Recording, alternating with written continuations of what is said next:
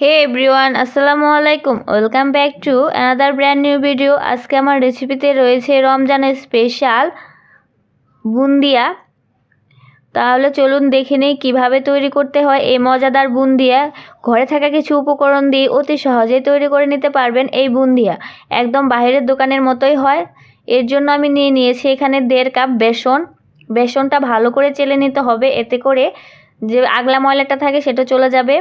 এর মধ্যে দিয়ে দেব 1/4 চামচ বেকিং সোডা। অবশ্যই বেকিং সোডাটা দিতে হবে, বেকিং পাউডার দিলে কিন্তু হবে না। বেকিং সোডাটা এখানে ইউজ করতে হবে। তারপর নর্মাল তাপমাত্রার পানি দিয়ে গোলাটা গুলে নেব। অল্প অল্প করে পানি দিয়ে গোলাটা গুলে নিতে হবে। পানিটা কিন্তু একেবারে দেওয়া যাবে না, ভালো করে পানি দিয়ে মিশিয়ে নিতে হবে।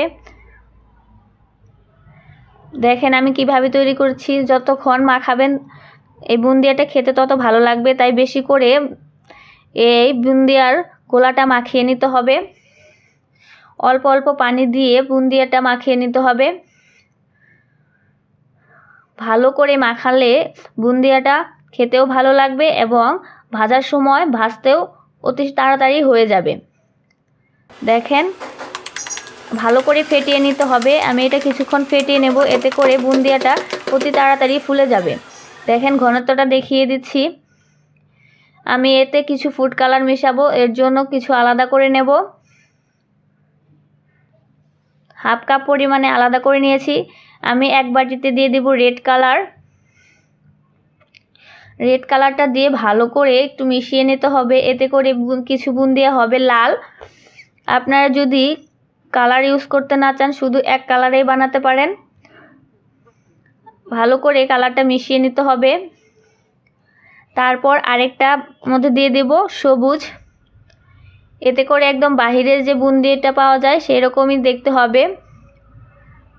দেখেন একটার মধ্যে লাল, একটার মধ্যে সবুজ মেশানো হয়ে গেছে। দিয়ে দেব 1 কাপ পরিমাণের চিনি। 1 কাপ চিনির জন্য 1/2 কাপ পরিমাণে পানি। চিনি আর পানিটা ভালো করে মিশিয়ে হালকা একটু বলক তুলে নেব। এটা বেশিক্ষণ জাল করার দরকার নেই, জাস্ট হালকা বলক তুলে নিলেই হয়ে যাবে। এই অবস্থায় পাশে রেখে দিব।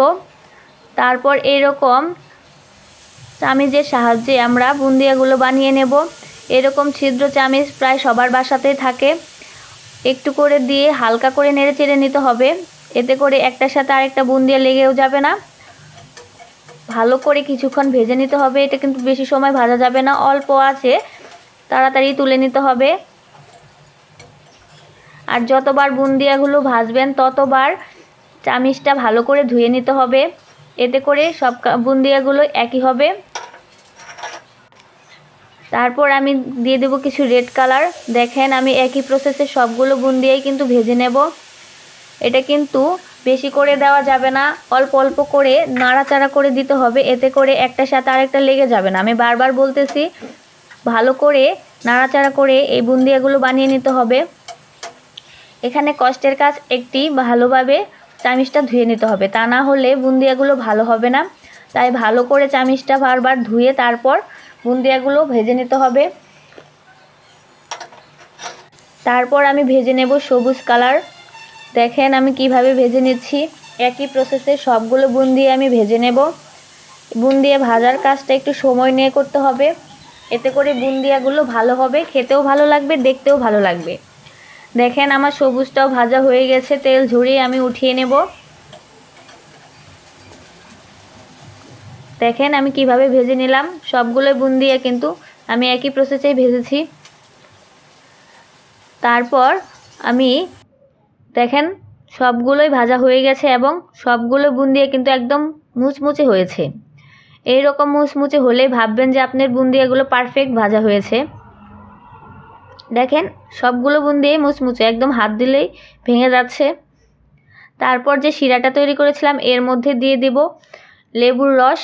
লেবুর রসটা ভালো করে একটু মিশিয়ে নেব। শিরাটা যদি ঠান্ডা হয়ে যায় তাই হালকা গরম করে নেবেন। তারপর সবগুলো বুন্দিয়া দিয়ে ভালো করে মিশিয়ে নিতে হবে। রেসিপি ভালো লাগলে চ্যানেলটি সাবস্ক্রাইব করে নিয়মিত চ্যানেলের সাথেই থাকবেন। এটা একটু সময় নিয়ে ভালো করে মিশিয়ে নিতে হবে। মেশানোর পর কমপক্ষে আধা ঘন্টা ঢেকে রেখে দেবেন, এতে করে শিরাটা একদম চুপ হয়ে যাবে। একদম সবগুলো বুন্দিয়ায় রসে টইটুম্বুর হয়ে যাবে। দেখেন আধা ঘন্টা পর আমার এই অবস্থা হয়েছে, একদম রসে ভরপুর হয়ে গেছে বুন্দিয়াগুলো।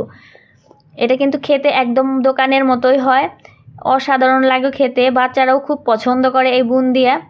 ভালো থাকবেন, সুস্থ থাকবেন, দেখা হবে নেক্সট কোনো ভিডিওতে। আল্লাহ হাফেজ।